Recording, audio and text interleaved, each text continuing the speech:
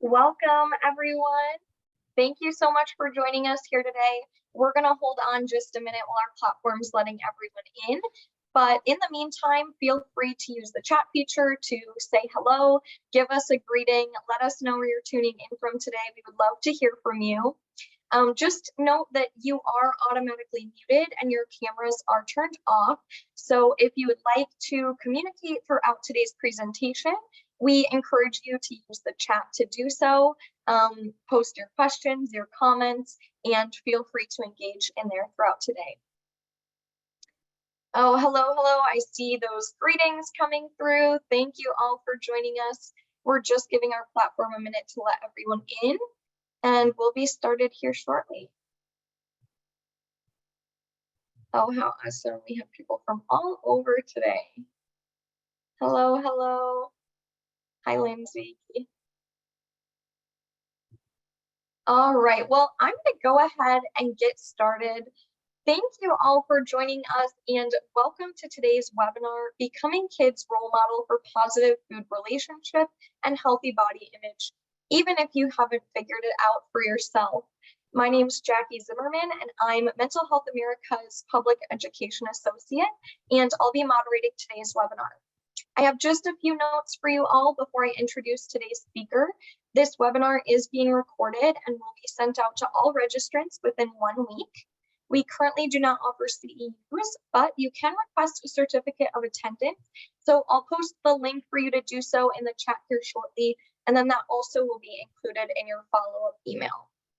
These slides will also be available in that follow-up email as well. So if there are certain facts, statistics, notes that you want to take from today, you'll have access to view that later on. So that will be sent out as well. And now I would love to introduce our speakers for today's webinar. Welcome, Lisa and Celia. First with us, we have Celia Framson. Celia has worked in regional pediatric academic medical centers as a clinical dietitian for 15 years. She has expertise in the pediatric subspecialties of adolescent and young adult medicine and cancer and blood disorders. And she is the nutrition faculty for Children's Hospital Los Angeles Leadership Education and Adolescent Health Program. Celia enjoys working with interdisciplinary teams to provide individualized, culturally appropriate, strength-based nutritional counseling to support young people and their families to improve their health. While working with the Division of Adolescent Medicine at Seattle Children's Hospital, she worked with an interdisciplinary team to refine and lead innovative, holistic programming for teens with weight-related concerns that focused on increasing self-efficacy and self-esteem among youth and their adult caregivers.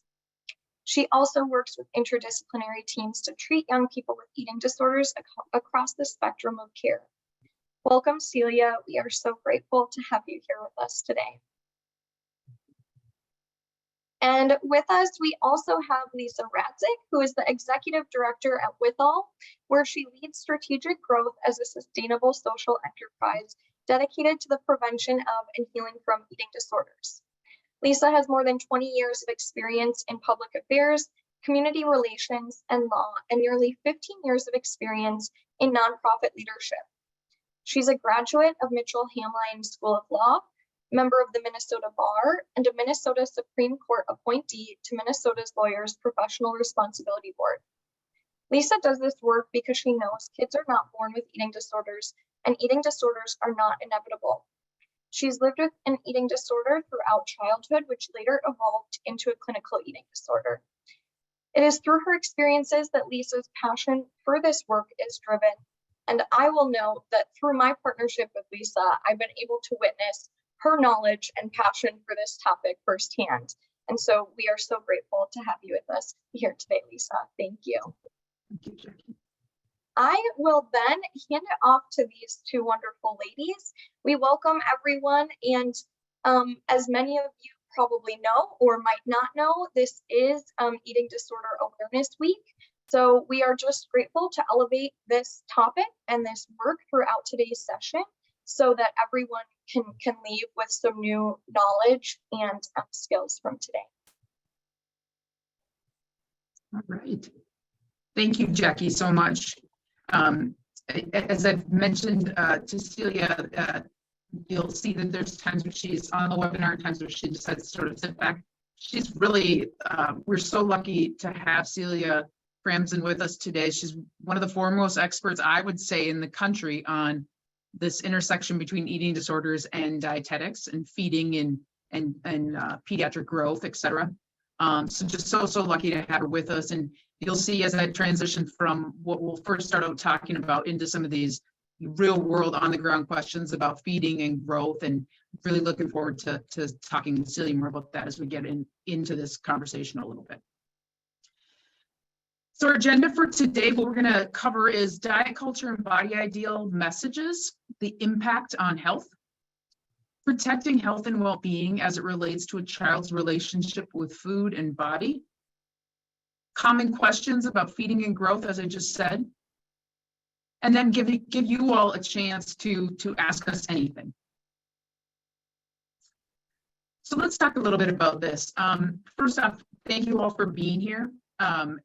You know, wherever you are in the world, good morning, good day, or good evening, depending. It means so much that you are here. It's talking more about food and body messages and the impact on kids' health. How do messages about food and body impact kids' health?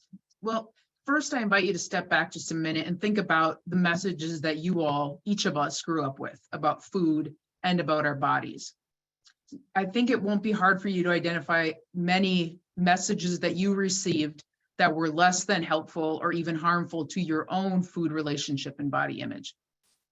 Many of us have carried the harm from that for a long time, and perhaps if you're like most, you carry some of it still with you today. How we see food is often so heavily tainted by the diet culture we all grew up in and live in still today.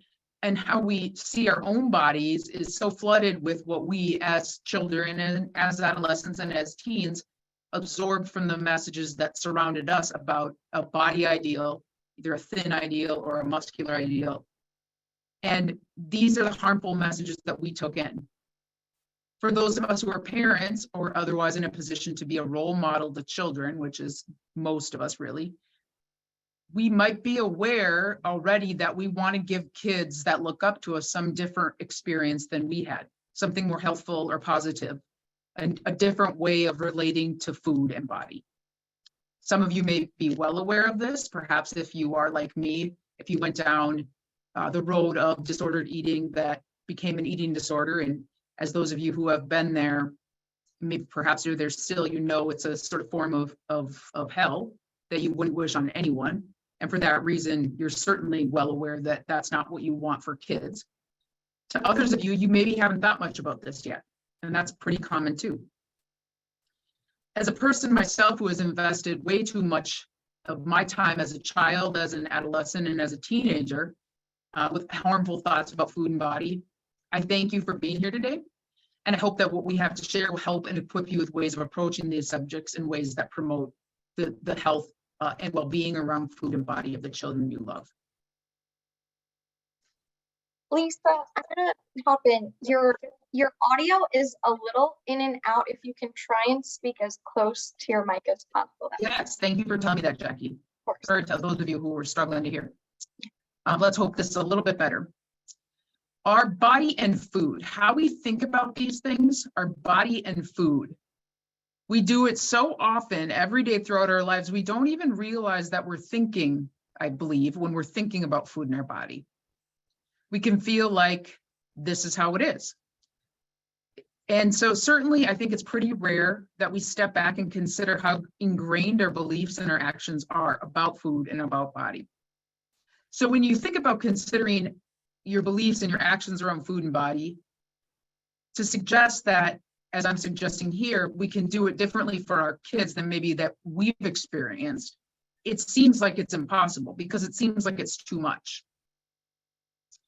But I'm here to tell you, and with all the organization that I lead exists to tell you, that's not true. It's absolutely possible for all of us as role models to give the kids that we love a different path, a different experience than we've had, to whatever degree we've experienced it. In fact, the most important thing that we can do for kids related to food and their body is some of the most basic things. The biggest impact things are some of the most basic. And I believe you're going to leave here today with those key concepts that you can put to use immediately. So to unpack this a little bit, to see how harmful food and body messages impact kids, I'm going to have us look at eating disorders and disordered eating. Now, this is not a webinar on eating disorders, and this is not a webinar on disordered eating. This is a conversation about health and well-being for kids related to food and body. But in order to do that, I think it's important that we look at eating disorders and disordered eating, because those are some of the most harmful outcomes that result from some of these harmful messages we're talking about. So if you want to learn more that I'm going to say about eating disorders or disordered eating, there's other places to look, and I can certainly help you by recommending different resources just to learn some of the more basics, in-depth things about the details. That being said, here's just enough to sort of be dangerous to get at some of the points we're talking about here related to kids as we're looking ahead to give them a different path. What are eating disorders? Eating disorders are mental health conditions. Excuse me, I'm going to go back quick. Excuse me. What are eating disorders? They're mental health conditions that are diagnosed based on specific criteria found in the DSM-5 Diagnostic Manual for Diagnosing Mental Health Conditions. Common eating disorders, as I think many of you maybe know, are anorexia nervosa, OSFED, which simply means, excuse me, I'll fix that slide in a moment. Other specified feeding and eating disorders. Bulimia nervosa, binge eating disorder, and then there are others. Again, just enough to be dangerous, so you're not leaving here with a comprehensive understanding of eating disorders. Each of these eating disorders involves a disordered relationship with food and eating, and also with how one views their body. So now, what is disordered eating? Disordered eating also includes harmful beliefs and actions related to food, one's body. And it's also a condition, a mental health condition, but with disordered eating, maybe the behaviors and beliefs aren't as frequent or as intense as when you have a clinical eating disorder. Eating disorders can cause, and disordered eating can cause serious health consequences and may even result in death if left untreated. In fact, eating disorders are among the deadliest mental illness, second to opioid overdose. Since this is not a conversation about eating disorders, I don't want to spend too much time on the details, but to continue to look at how the harmful messages impact kids, I think it's important that we start to peel this back a little bit further. How do eating disorders start? What causes disordered eating or an eating disorder? First, most importantly, there's often a misconception, I think it's even one that I had at some point, that eating disorders just poof, appear. One moment someone's healthy, the next minute they have an eating disorder.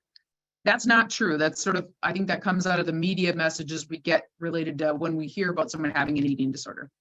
That's not true. Eating disorders develop.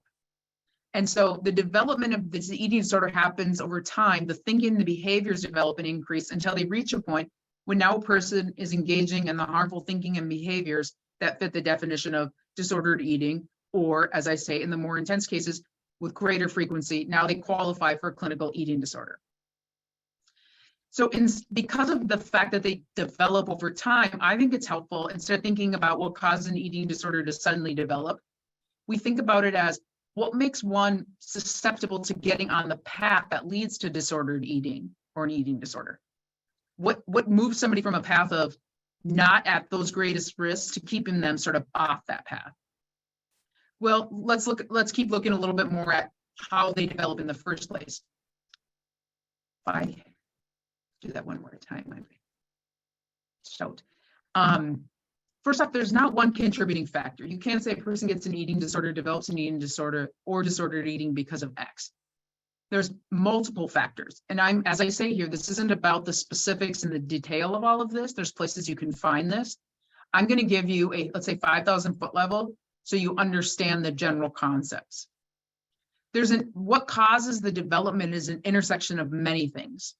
The buckets of things include biology, a person's biology, their psychology, and the environment that they live in. So the biology, really, it's genetics. In a nutshell, it's genetics. Family history of an eating disorder, family history of other mental health conditions, a negative energy balance. Do you want to know a lot more about that at the end? You can ask Celia, we can ask Celia. And then a high body mass index. These are things that are a person's biology that makes them puts them more at risk for developing an eating disorder.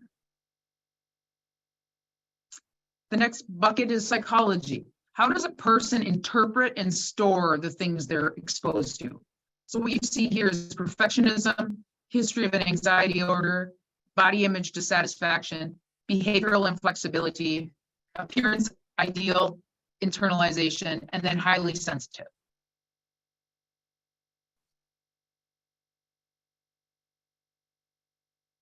Now, how about their environment? Here's what you see in the environment, and this is huge, and we're going to get into this a little bit here as well. Role modeling of dieting or diet culture is a big risk factor. When a person grows up exposed to a lot of diet culture messaging, either intentionally or unintentionally from the role models, cultural and familial expectations to be a certain weight or a certain BMI or the growth chart percentiles, around body size, shape, a body ideal. Weight stigma, body ideal again, but weight stigma is a little bit different because now we're feeling the pressure to not be in a large body, or large bodies are bad, or large bodies are unhealthy, and this sort of thing. Weight relating teasing subjects put someone at greater risk, and then the acculturation. People from racial and different ethnic groups experience a complex intersection between between the stress and the acculturation and their body image, and how that all comes together creates a lot of extra and increased stress that can put somebody at having a greater risk for an eating disorder.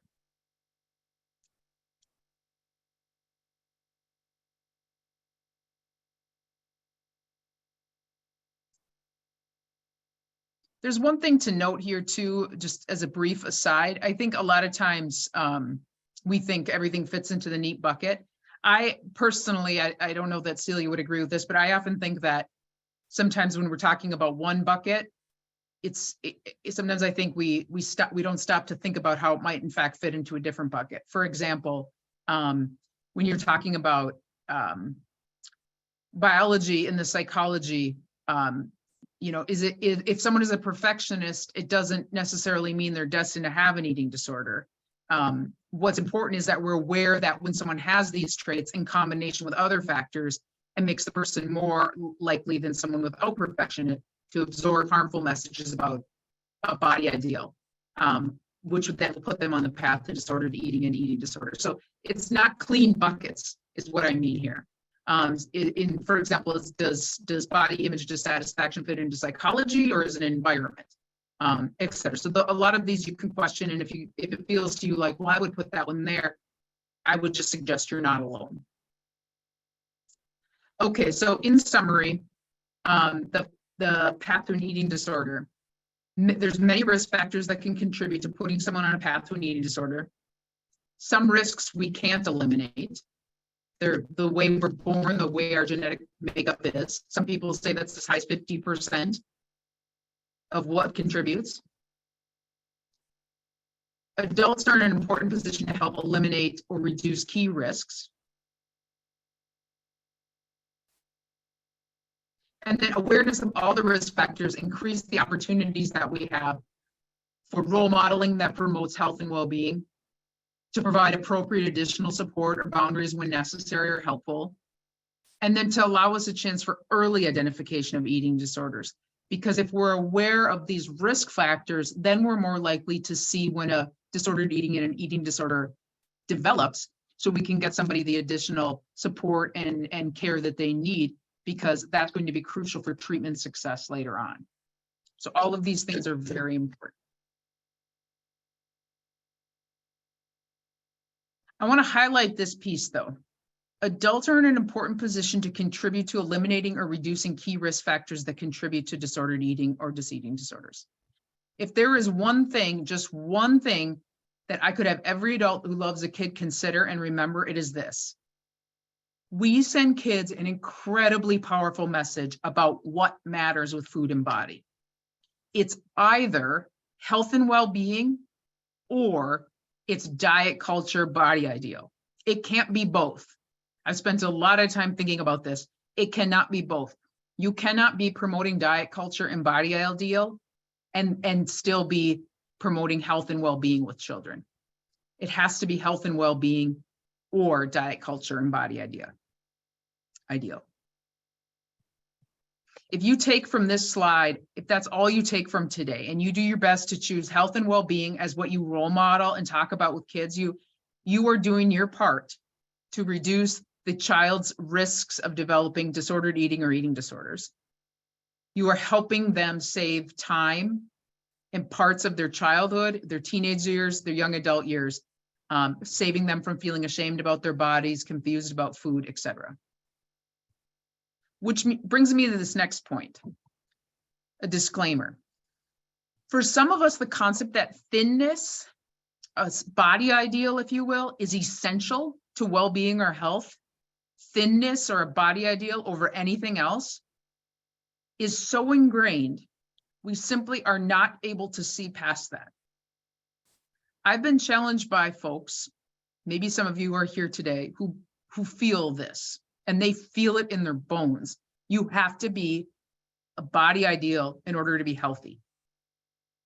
And I've come to realize, as someone who has lived and grew up in an environment where this was the belief, a body ideal is the most important thing, and that health and well-being don't matter if your body is not exactly X, Y, or Z. No matter what you're doing to get that body ideal, no matter if you're killing yourself to get that body ideal, I've learned that I, Lisa Radzak, Executive Director of Withal, I'm not going to be able to change that person's belief. If I could, I would. I wish I could. But I'm going to own up front, if you're someone that feels like that, no matter what I say next isn't going to matter. But if you're open just enough to the possibility that health and well-being come first, they matter, and body size and shape will appropriately follow from behaviors motivated by health and well-being, then welcome. You're not alone, and together we are giving kids a childhood that many of us never had. We're keeping them off the path to disordered eating and eating disorders.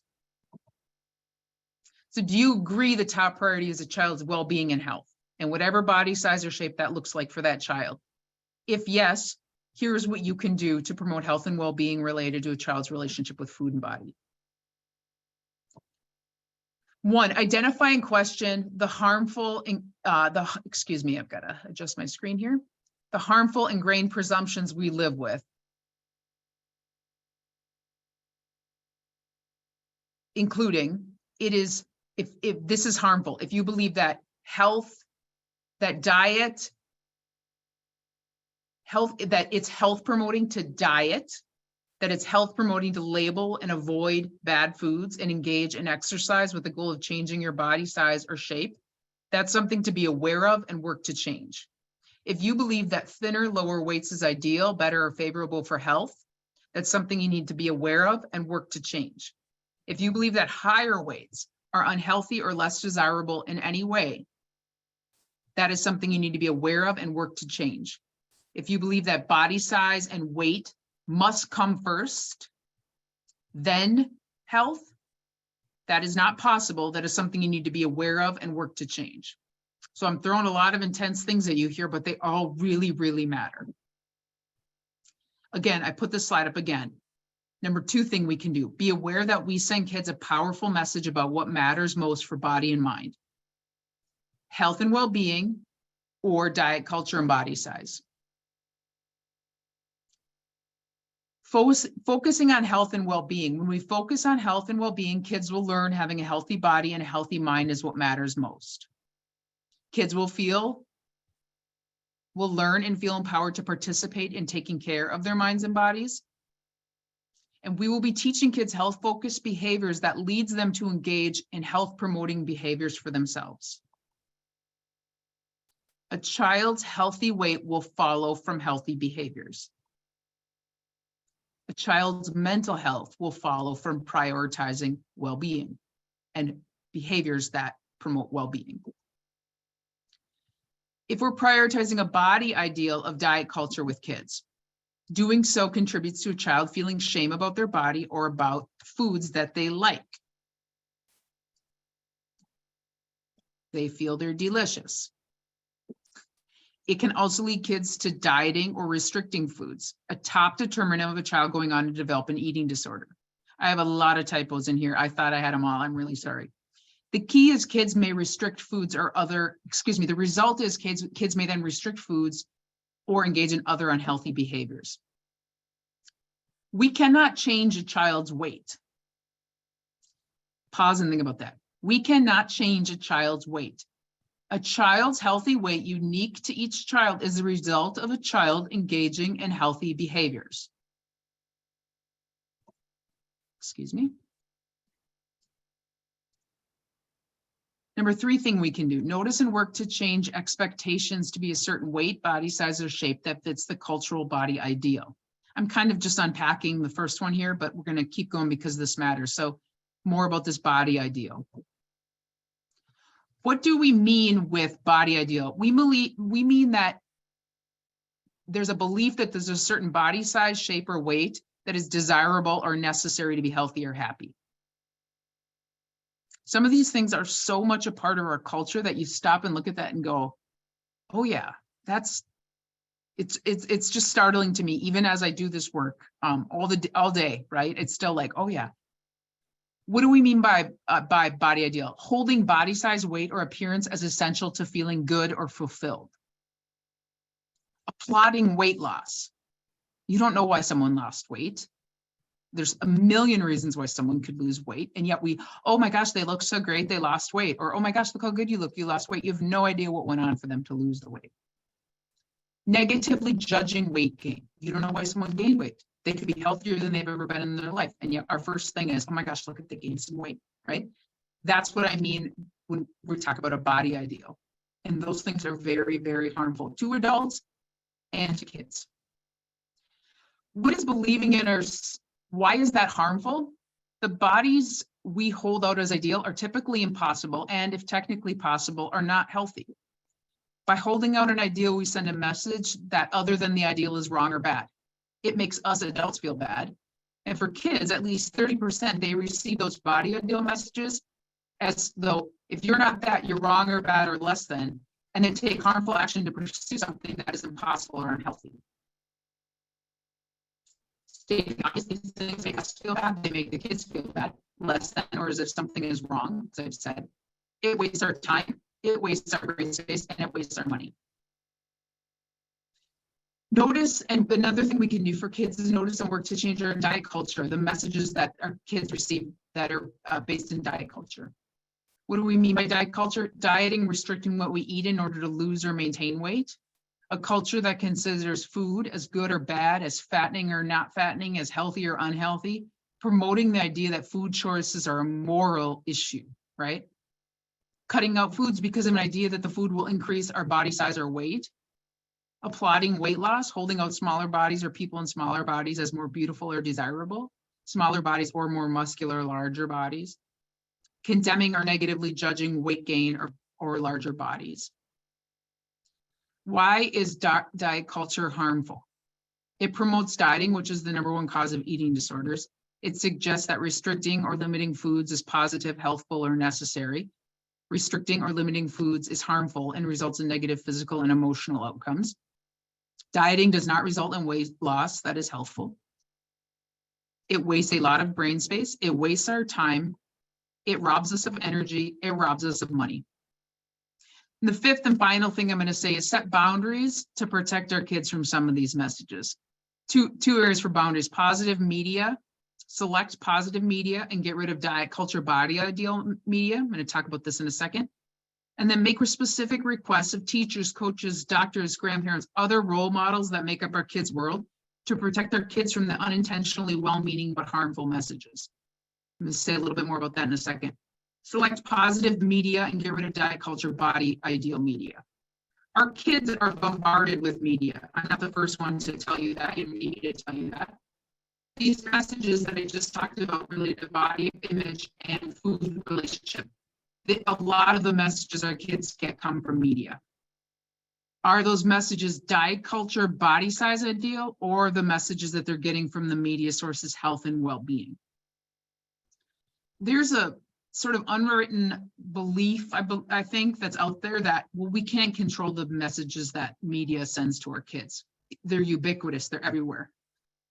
I can tell you now, as a parent of an 11-year-old, I've gone through this journey of being very well aware of these messages, our diet culture and body size ideal.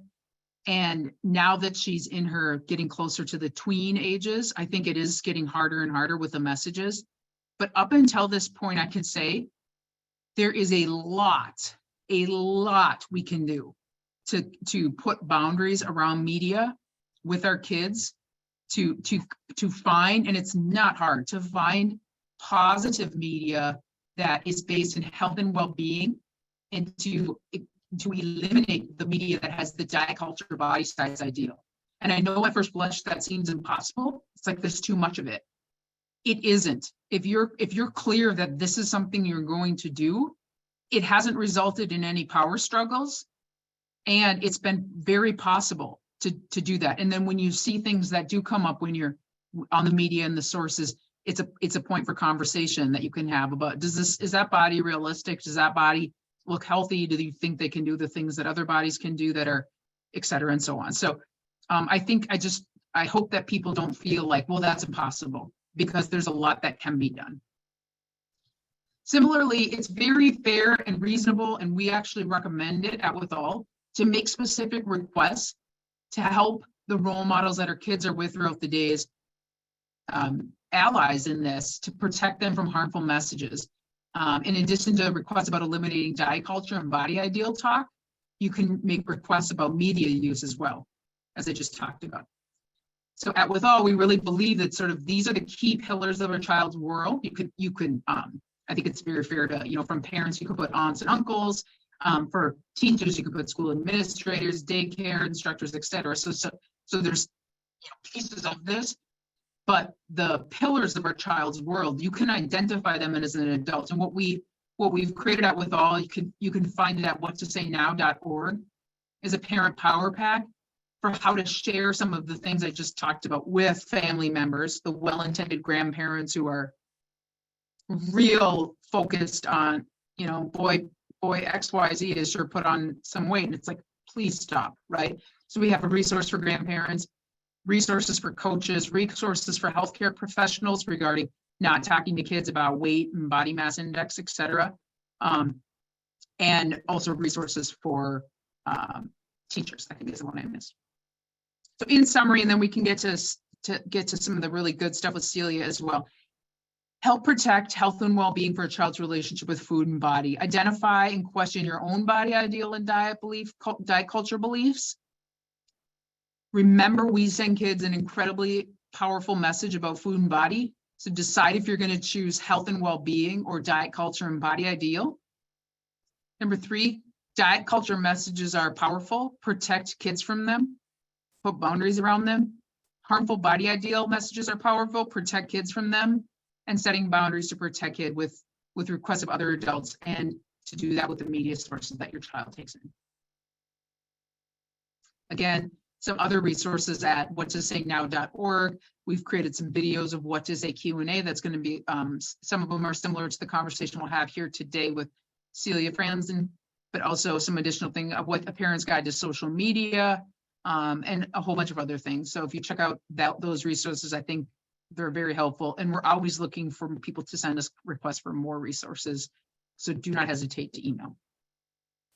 I was struck this week, we have a program at Withal that supports people who are in treatment for an eating disorder. And we received this feedback from somebody, this quote. They said, treatment showed me the importance of honoring my body, and I learned how to discern which messages are aiming at changing it versus caring for it. And I think that's really powerful in thinking about, if we're aware of this at the front end, when we have the opportunity with young kids on up to start to teach them those messages early, how much better than for those of us that had to learn it, 20, 25 years in, or whatever it is for people that are in treatment. For me, it was, in my 20s. to learn that in the front end rather than having to unlearn it and then learn something new later on. So now, Celia, let's talk about, I talked a lot about some kind of highfalutin ideas here that I think are real. I'm not making fun of what I talked about, but we know as the rubber meets the road, there's some real life questions and issues we run into when we're working with kids. Can you hear me? Okay, I understand my mic has some issues. Can you hear me? Oh, absolutely. Oh, beautiful, beautiful.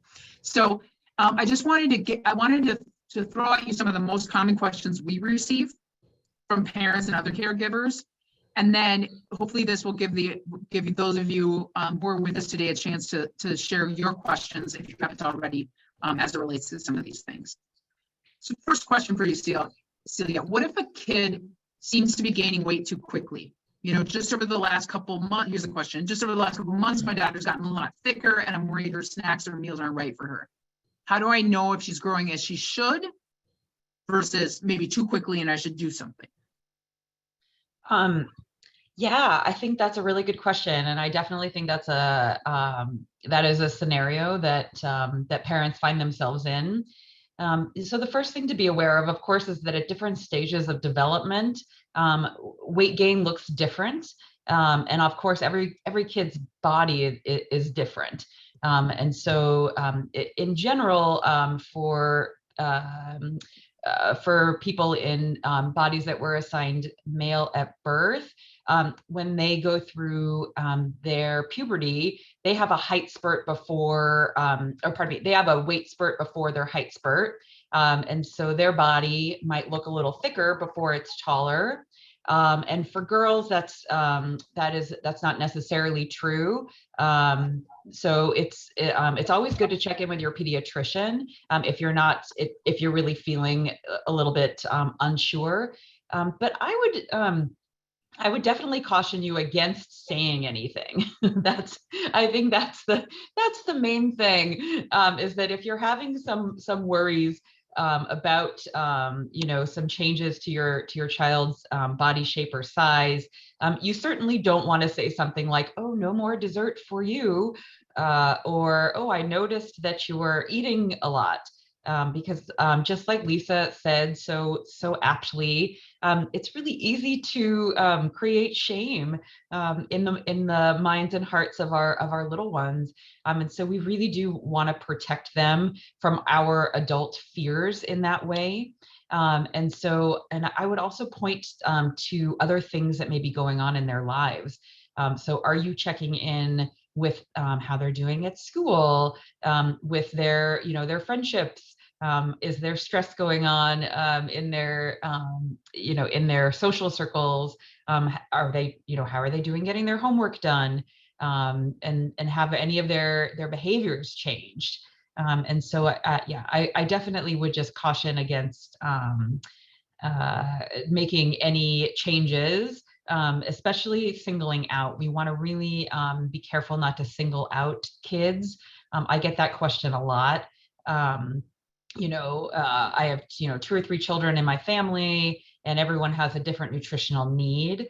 And I think that can be really tricky for families to navigate. And so we kind of go back to the same principles that really come from Ellen Satter.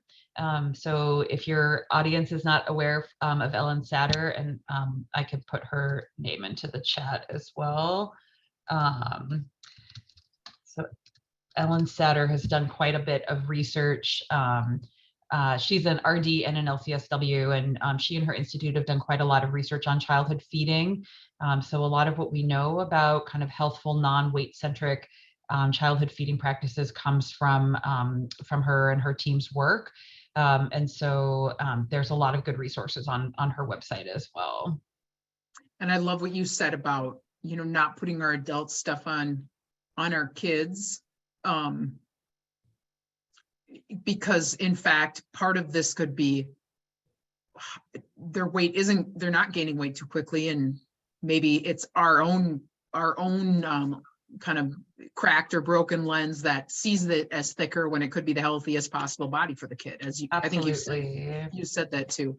Yeah. And the only other thing, Celia maybe is not endorsing this, but I'm just going to say, in my work, in my role, I've heard so many horror stories of I've heard phenomenal stories of phenomenal pediatricians, and I've heard so many horror stories of pediatricians who are really bought into the sort of thin ideal or body size ideal, encouraging weight loss when the weight loss has been very unhealthy and really harmful to the body, and condemning weight gain when in fact it was part of a growth spurt, et cetera, that really sent people spiraling. So one, if you do talk to your pediatrician, Lisa's 2 cents is talk to them away from the child for sure. And 2, go with your gut. If you're like, this seems like they're oversimplifying or they're concerned about weight when maybe you don't feel like they need to be concerned about weight, that's real too. So I had to get that in because of some of the really bad stories I've heard, Celia. Okay, I actually really appreciate that, Lisa. It's a topic, it's an interest, a research interest of mine, actually. We have a number of young people who are hospitalized for treatment of their eating disorder. And especially now we're seeing a rise in young people who were previously at higher BMIs that are hospitalized for their eating disorder. And I would say about half of them cite being told by a physician to lose weight as the primary trigger. I don't want to throw our physicians under the bus. They have a very difficult job to do. They get a lot of schooling and education about obesity. And so I think they themselves are working on navigating this. So Lisa, I really like what you said, because I think part of what parents can do not only is protect their child, but also help actually educate their pediatrician about weight stigma and the harms of weight bias. And so that's a really powerful role that parents can have. Yeah. Thank you for that. Thank you. And we do have that resource for parents to provide pediatricians or their child's doctor. Yeah. So if anybody, my child's doctor received it very early. Okay. What if a kid is obese or qualifies as obese or has a lot of unhealthy excess weight? Like they're carrying around a much larger body. Then what should a parent do? Yeah, so kids come in all shapes and sizes, and the BMI curves really are not meant to kind of pathologize bodies, which is absolutely what has happened as a result. I'm not going to go into the weeds here on the history of BMI and the BMI curves, but suffice it to say they are definitely entangled with racism and white supremacy and ideas of there being something that's normal and valuable and good and something that is not. And so we really need to take those charts with a huge grain of delicious salt, maybe sprinkled on a donut. No, I'm just kidding. So what I would say is that child probably needs some extra care and support, because we live in such a fat phobic culture that a child can be in a body that for them is healthy and is normal and is genetically appropriate, but they are probably being stigmatized and bullied, most likely, not necessarily. So the most important thing actually is for the parent to provide them with extra support. You want to check in with them. You want to normalize their bodies. You want to work on reducing shame and promoting a positive self-image. We know that body image is one of the most powerful mediators between someone's weight and their likelihood to be physically active. And we know that physical activity is so good for us on so many levels. It's good for our mood and our sleep and our muscles and our bones and our neurotransmitters. And so we want our kids to find joyful ways to be active. And if they're not feeling good in their body, they're going to be less likely to do that. And so if your child is on the larger side, you really want to understand what their experiences are. Mhm. instead of joining with, as Lisa Mm. said, the thin ideal or the diet culture and pathologizing their body, and then, you know, finding various ways to get them to lose weight. We also know that there's some really powerful research coming out of Dr. Tomiyama's lab at UCLA, looking at the some of the harms of weight stigma. And they absolutely include an increase in cortisol, which causes us to eat more, and also causes us to store more weight. And so the effects of weight stigma on the victim of the stigmatization could actually be to Yeah. cause excessive weight gain. And so if your child is having an excessive rate of weight gain, you do want to understand what's going on for them, because it could absolutely point to a need for more psychosocial support, potentially more structure. So it's not like, oh, don't worry, there's nothing wrong, but that doesn't mean that the answer to that, what is wrong, is putting them on a diet or contributing to them feeling bad about their bodies. I just love so much what you said too about not joining the chorus of that's coming at them already. You know, not joining and not allying yourself with, you know, we got to get you thin, right? Because there's more than enough of that already, and you're just putting yourself in the, you know, the you want to be next to your kid and walk with them and figure out, yeah, what's going on with them and what can you do to support them, without the goal being, you know, we need to get you into that thinner body, right? Right. Like the body will follow when the health is all there. And maybe it's larger than you would otherwise think. Yeah, and thinking about the long-term experience of that young person, they're going to be living in this body for as long as they are alive.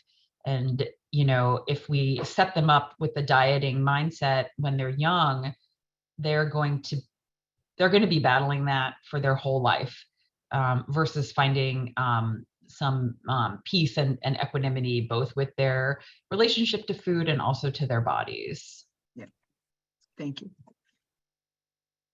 What about if a kid is losing weight too quickly or dropping, their weight is changing too quickly in the other direction? What are your thoughts on that? Yeah, so again, I mean, you want to talk with your children, you know, and you don't want to congratulate kids on weight loss. I think, Lisa, you mentioned that. Ever, Celia, ever. Sorry. And that's really hard. That's so hard in our culture. You know, we have really an internalization of this thin ideal, and this idea that, you know, thin is good, thin is valuable, thin is healthy. And so if a child is losing weight too quickly, or potentially losing weight at all, you really want to understand what's happening in their experience. How are they nourishing their bodies? What social media are they consuming? You know, there is so much harmful social media out there for dieting and fitness. And so you absolutely want to know what is getting into their heads. And then this would definitely be a time to take your child to their pediatrician, because if they're losing weight too quickly, they could also be having they could be compromising their organs, and they could have some serious adverse health outcomes. And so we definitely want to intervene and see whether or not they've also developed an eating disorder. You know, yeah. It's the same thing the course says. There's been a number of times where people have shared, you know, they clearly were in a position of having an eating disorder. They maybe didn't know that at the time what it was. And sometimes you'll hear from the doctor like applauding that weight gain, and oh, you know, for young girls, oh, girls are supposed to be thin, or, you know, so if you're a parent, do you agree? Really trusting your gut if you're like, no, something's wrong here. It's like the frontline doc doesn't necessarily need to be the last word, and maybe shouldn't be if your gut tells you there's something else going on. Do you agree with that, Celia, or is it just according to Lisa? So, you know, it's tough because as you said, and I agree with, our pediatricians are not they're not as informed as I wish they were in terms of in terms of eating disorders and the harms of weight loss, and weight bias and weight stigma. That's changing as it's becoming more talked about, and there's more teaching that is going on around that in medical schools. But certainly for pediatricians that have been practicing for a number of years, yes. And I definitely, I've admitted patients, or I've seen patients who were just admitted, who have lost an amazing amount of weight, and you're just like scratching your head thinking to yourself, how on earth did this happen? And I think a lot of times the parents are there's so much guilt. They feel a tremendous amount of guilt, which of course we try to allay that guilt. But yes, you're absolutely right that sometimes the family has been taking the young person to the pediatrician. The pediatrician maybe wasn't as quick to act. And so I do encourage parents to do advocacy, get second opinions, etc. Like if you're really worried about your child. And I'll just point out that this is like yet another reason why we have health disparities, because depending on your access and your ability to advocate, you are going to receive different levels of healthcare. So that's unfortunate. And you reminded me of something really important. I'm going to say the last thing, and then I want to turn it back to Jackie for questions from the audience. Is that okay with you, Celia? Yeah, absolutely. The last thing, and I should have said this earlier, is that I do not believe, with all does not believe, I'm certain Celia would agree with me here. Parents do not cause eating disorders. A parent cannot cause an eating disorder. What we're talking about here, what we're saying here is being an ally and really a protector of your child for the things that we can do to reduce the risk and not contribute to the risk for a child to develop an eating disorder. So I just want to make that part really, really clear. And parents that feel guilty when their child develops an eating disorder, it always just, it's really hard, because I don't believe that they should feel guilty. I think it's important to just do what they can now to support the person and child. Jackie, I'm sorry, probably didn't leave enough time. No, you are totally fine. First of all, thank you both for the information you shared, Lisa, and this great discussion as well. We've had lots of resources being shared in the chat. Thank you, everyone, and comments and questions. I'll pose a couple questions here for you to wrap up our time together. The first that I want to start with, that Celia, you might be able to provide some insight for us on. We've had a few individuals in the chat asking about how to communicate about healthy habits, positive food habits, that idea of health and well-being in regard to food with individuals who might be living with a disability. For example, a few people in the chat had mentioned that they have a daughter or relative living with autism that also has eating disorder, and someone else had asked a question about an individual that they know who has Down syndrome.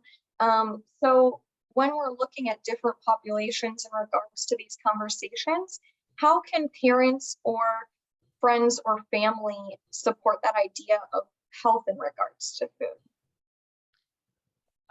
Well, that is definitely a very complex question, because everyone is an individual. But I would say that generally, and again, I'm going to draw straight from Ellen Satter here. The most important thing that parents can do is to model. We want to model a healthy food relationship. And again, kind of like what Lisa was saying, like, even if you're going to fake it till you make it, like, even if you're doing this for the benefit of your child, knowing that, you yourself might be struggling, but you want to model balance, you want to model variety, you want to model, eating at regular intervals, not skipping meals, sometimes overindulging, sometimes eating on the go. So your young people are watching what you're doing. They might not always be listening to what you're saying, but they're watching what you're doing. And and a lot of kids with special healthcare needs, they have very unique food relationships. And so, we don't want to kind of overemphasize certain foods like vegetables if they don't like vegetables. And you might need the help of a dietitian if who specializes in the care of young people with special healthcare needs. Yeah. Absolutely. Thank you for that. I think that modeling is so important, no matter the individual that you're talking about, whether it be a kid or you're a mentor or someone else in your life. So thank you for that. I think we're going to try and do one more question here before we wrap up. This question is, if something harmful is said in front of my kid about weight or certain foods, or they are saying negative things on their own, what's something I can say or do to reframe that? So that's a great question, because that is definitely going to happen in our world. I would say to talk with your child, and of course, depending on their age and their developmental level, you kind of have to gauge how you're talking about it.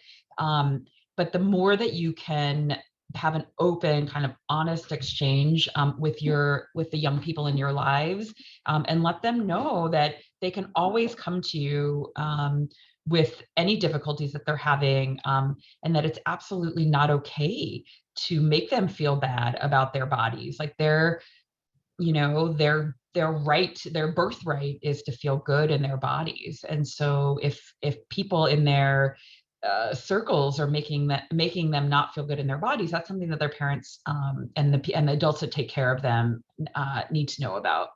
And you just bring all the love that you can and all the understanding that you can. It's not an easy environment out there for our young people. To add to that, Jackie, too, the thing that I think is important is to give agency back to the kid by asking them, what do you think about that? Do you think it's their business about your body, or is it your business? And, how do you feel about your body? And reminding them the thing that matters is what they think. And I mean, at the same time, as Celia's saying, taking the information about, we have a bully situation, we have something going on at school, you can take steps as a parent then to add those additional supports, but just to give it back to the kid, to remind them that their body is their body, and it's not those people's business to decide how they should feel about their own body, right? Can I add one other quick thing, Jackie, that was in the notes that I just saw for a chat? Absolutely. So I understand the difficulties with making sure that kids eat if they get busy throughout the day. I think that's really important. And I think a way to do that is working with them to talk through like a daily structure, so that you can identify the points throughout the day where a snack or a meal is they can remember a snack or a meal. So for example, if you talk to them, they have study hall at 3:00, asking them, can we pack a snack for that? So then when they get to study hall, it's snack. Why am I saying that? I do not advocate for a child or an adolescent or a teenager or a young adult to be tracking their food, because I think food journals and these sorts of things can be actually a form of dieting. It can evolve to a form of dieting pretty quickly. And so just to at least be aware of that fact, rather than apps to track food, which, by the way, also the thing that ads are going to come up are diet ads and body shaping ads and weight loss ads and all those other things. So just to be really aware of that. I mean that respectfully to whoever suggested it, just to be aware at least. Thanks, Jackie. Absolutely. Thank you for that point as well, Lisa. I know we're right at our hour. Is there thank you for bringing that up, any other tidbits you wanted to get in before I wrap us up here? Just thank you so much. Of course. Well, thank you. Thank you, Celia, so much for joining us. Thank you, Lisa. Celia. We appreciate you and your insight so much. I've seen so many thank yous in the chat already. Just to everyone joining us, thank you for being here. Thank you for listening. Thank you for placing importance on this during Eating Disorder Awareness Week. And just a reminder, all of these resources will be sent out within the week to you all so that you can share with others and help educate those around you. So everyone have a wonderful rest of your afternoon, wonderful rest of your day. And thank you, Lisa and Celia. Thank you so much. Yeah, thank you for your time. Yeah, Bye, it was such a Jackie. pleasure. Thanks, everyone. you. Have a great day Bye-bye. or evening. Yeah, Okay. whatever. All right.